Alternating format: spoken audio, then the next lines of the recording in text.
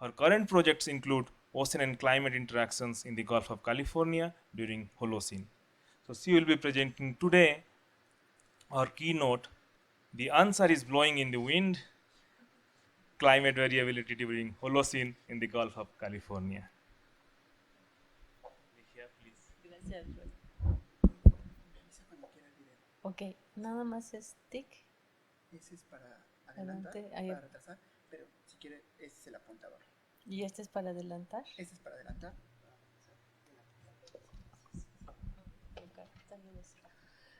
Oh, thank you very much for staying here. It's after lunch, so maybe some of you are sleepy. So, thanks very much, and thank you very much for the organizing committee for the invitation, and in particular for my friend Priyadarsir Devayote Roy. Well, I will talk about a little bit about the climate variability during Holocene in the Gulf of California. So we are moving for the ancient climate. We started with Abdel talking about the last 2,000 years, and now we are continuing with the complete Holocene. So many people said that for many paleoclimatologists, the Holocene is very boring because they say that it's not very disruptive climate like in the glacial periods. This is an interglacial epoch, but if you can see in the last 3 decades, there are a huge of records that indicate that the Holocene variability is very high, and sometimes it's a little bit disruptive. So the idea is to try to study the Eastern tropical Pacific climate, and in particular the Gulf of California, because it's a complex system, multifactorial, and we try to study the records in the Gulf of California at different spatial time scales. The mechanisms that driven the climate are related with the oceanic circulation and regional feedback mechanisms of North American monsoon, and also the latitudinal migration of the Intertropical Convergence Zone, ITCZ, the Pacific Decadal Oscillation, and also the teleconnection and external forcing like insulation. So we are trying to separate the interconnection feedbacks mechanisms. This is our answer because it's a very complex system, and we have, fortunately, a very nice records in the Gulf of California. So why the Gulf? Is for many people, maybe you don't know because most of you are working in the present, but the Gulf of California is the youngest ocean basin on Earth.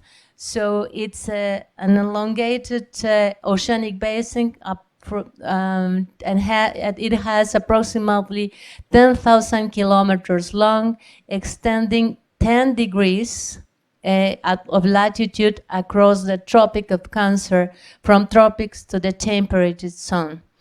Marginal basins in the central and in the southern area are characterized by a rapid deposition of organic rich sediments from high productivity overlying waters.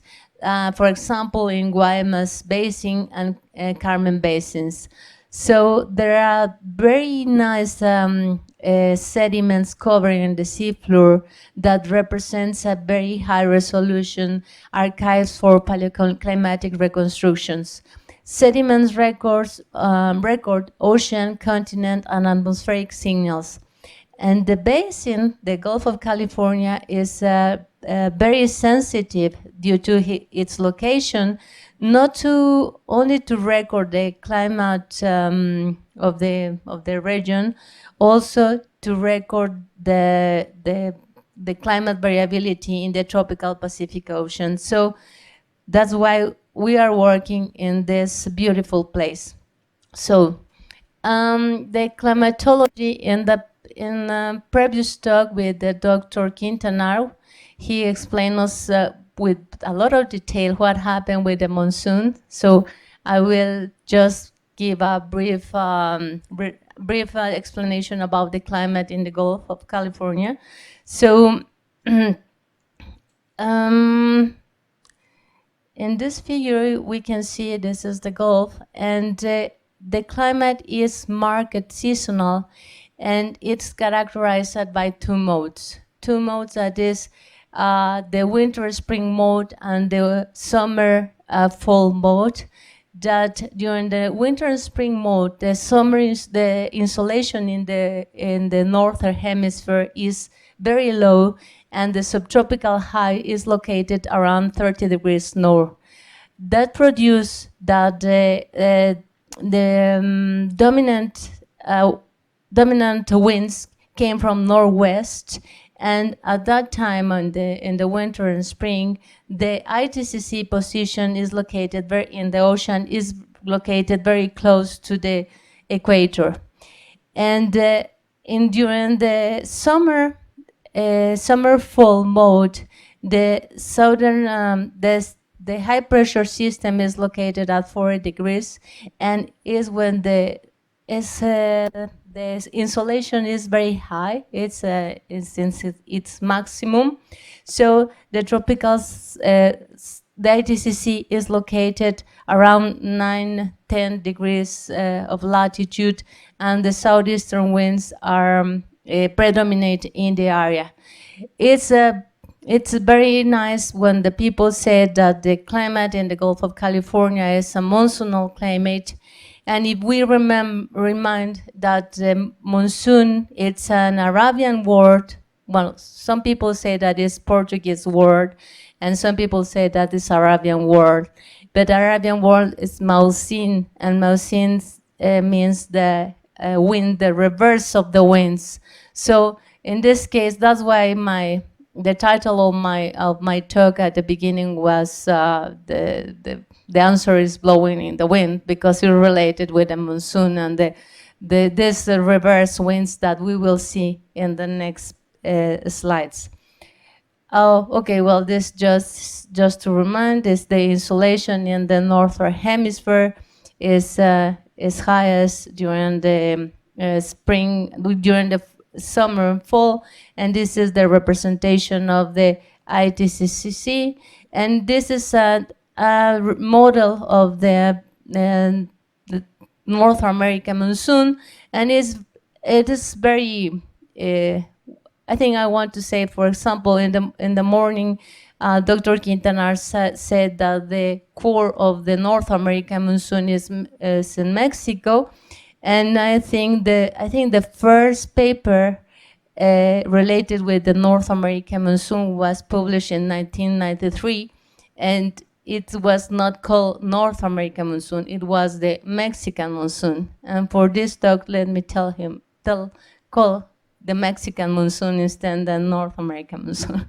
Okay. Well, the precipitation in the Gulf of California during the June, July, August, and September is very high. Is due to the monsoon and the summer monsoon. So, and then during the winter and during the winter and spring is relatively dry, and the humidity is related with El Nino events. So this seasonal climate scenarios change during the El Nino events, and during El Nino, warm waters anomaly throughout the Gulf that produce a large penetration and long residence times of tropical surface water. Tropical surface water came from the Eastern Pacific, so during El Nino we have high temperatures in the sea surface waters due to the incursion of this water. And also we have a higher occurrence of storms and net increase in precipitation. Okay, according to the productivity, it's a special place because it has a very high productivity. It was one of the sceneries or one of the places in the world that has this kind of productivity due to mainly of the upwelling processes. There are different kind of physical mechanisms in the ocean that produce them that produce this how to say, well, upwelled waters with high nutrients, and in general the most popular or the most important is due to the upwellings that are produced by aeolian activity. So you can see this image of NASA, and when we see the phytoplankton here and here, and this area is it has a very high productivity, it's Guaymas Basin. So, but we decided to study many of the studies that are made in the Gulf of California related with the paleoclimates are in the central part of the Gulf, because it's a very nice area with high productivity, with laminated sediments and so on. And we decided to explore the southeastern part due to the location close to the Pacific Ocean, and we decided to collect samples in this small basin that is called Alfonso Basin inside the Gulf, inside the Bay of La Paz, and also we collect samples in this area that is called La Paz Basin. So in this area there are 3 water masses currently, and in this area there are 4 water masses, and this so the tropical surface water and the subtropical surface water, and during the winter there is a Gulf of California water that comes from the north part of the Gulf.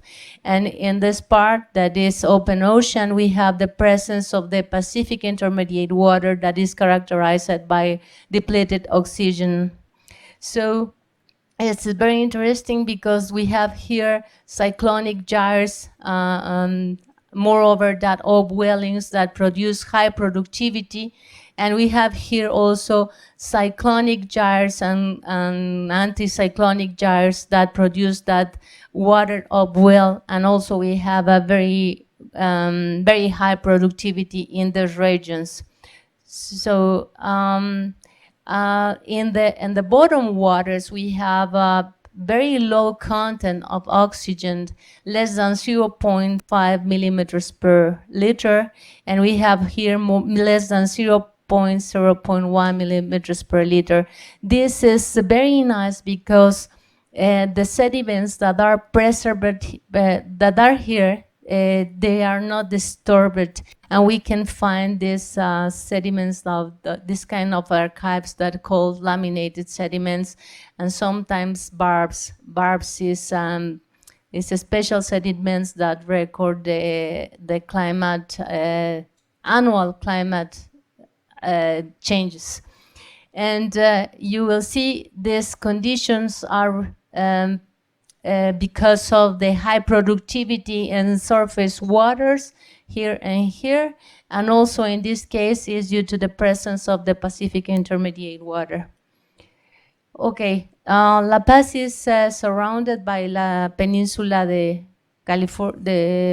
la península de Baja California. The Baja California Peninsula is here, and is surrounded by volcanic sandstones and conglomerates, rhyolitic ash flow tuffs, and andesitic lahars and lava flows.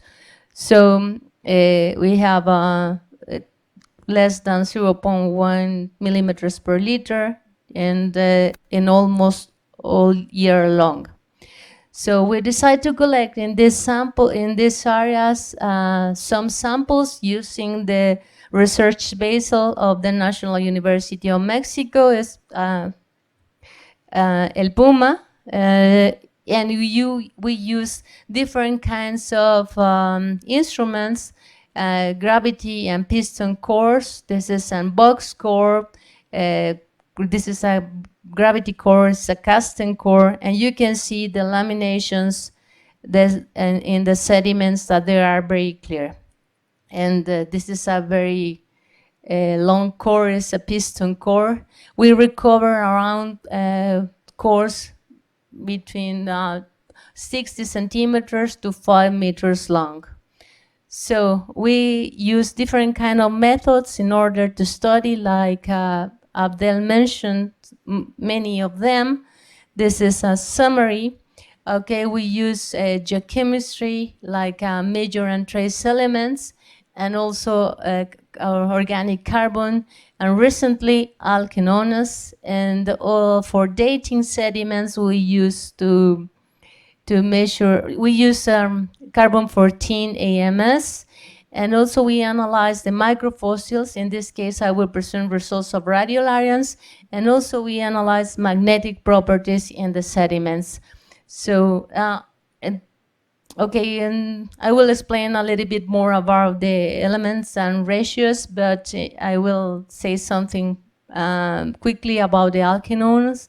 Alkenones produce species response to change in their environment, including to change in the water temperature. So for us, alkenone is the proxy to measure to temperature in the surface water. Okay, the process that we use is elements and ratios, and for example, aluminum, potassium, titanium. As Abdel said many times, titanium is the proxy of the treacle source and related with precipitation. Silica is very tricky, and iron too, because could be derived from terrigenous and biogenic source, but we can make some statistical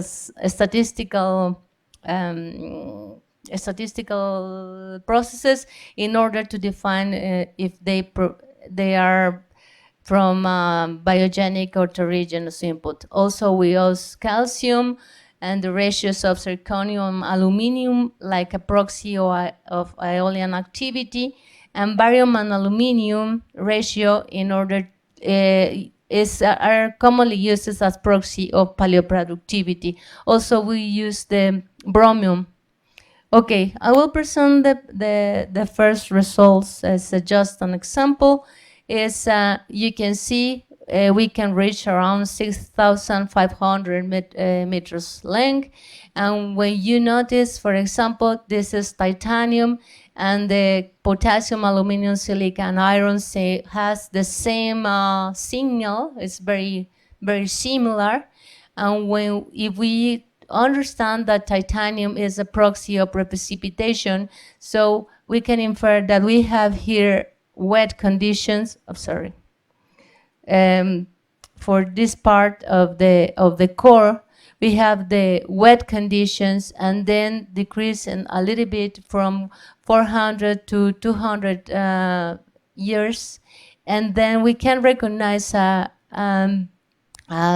conditions, so less humidity in the system, and could indicate that monsoon in this period around 200, it is not clear, 200, 150 is the humidity decrease, and could be related with the monsoon diminish. And maybe this is also because of the ITCC position of the moves south. So also we can recognize other events here. And when we try to see what happened with the paleoproductivity, we see, for example, here that, where we have in wet conditions, like in this part of the core, we have less productivity, but the productivity increased around 2,000 years ago, and it's very evident. This is another proxy that indicate the productivity of carbonates that in the systems they are in antiphase. So when we put together the records in order to see what happened with the precipitation and aeolian activity and paleoproductivity, and we compare with the mass accumulation rate and the summer insolation for June, July, and August at 20 degrees north, we can see that it's very clear that the weather conditions are in the middle Holocene and decrease the humidity in for the late Holocene. In contrast, drier conditions are very evident. They are indicated by aeolian transport, and you can see that we have more aeolian transport here, and productivity, it's just like it's in the same phase. It has the same signal, and we can explain this record because if we increase the intensity of the winds, we have more aeolian upwelling and the productivity increase in the sun. So we suggest that maybe the monsoon diminish here. We have less humidity, but also when the ITCC, the average position of the ITCC moves to the south, we have the more aeolian activity in the Gulf. So we compare the records with the Atlantic Ocean, with the two, in the Pygmy Basin. Pygmy Basin is in the north part of the Gulf of Mexico, and it was very nice for us because it has this very similar behavior. You can see this is Alfonso Basin, this is Pygmy Basin, and the record of Pygmy Basin is based on Globigerinoides sacculifer, is a planktonic foraminifera that suggests that that for this period it was very wet in the Gulf of Mexico, and then they also record the less humidity, and they assume poor and collaborators, and then in 2011 they say that for the late Holocene the conditions are drier. So also we compare with the master record of the Cariaco Basin. Everybody is well, it's very well citado. And so because it's a complete record, and you can see we don't have the same signal in this part, but we assume that is due to we have as local responses in the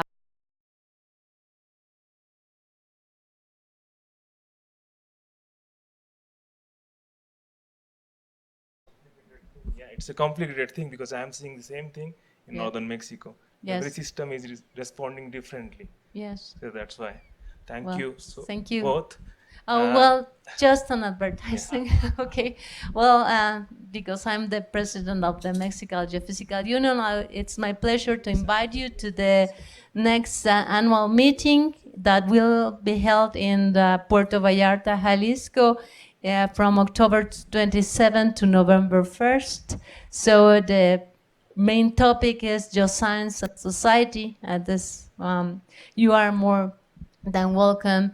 And the abstract submission will be open in 2 weeks, and will be open until August 11. I hope we can join us in Puerto Vallarta. Thank you. Thank you so much. I would like to request Dr.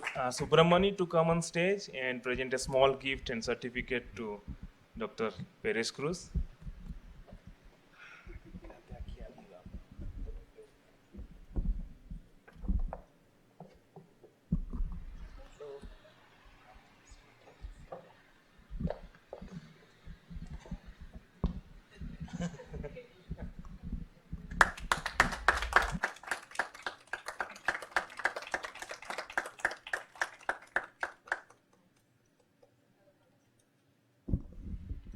So we have a coffee break now. So we'll be coming back after coffee and biscuits here. So you'll have some 15-20 minutes of coffee break, and then we'll be coming back.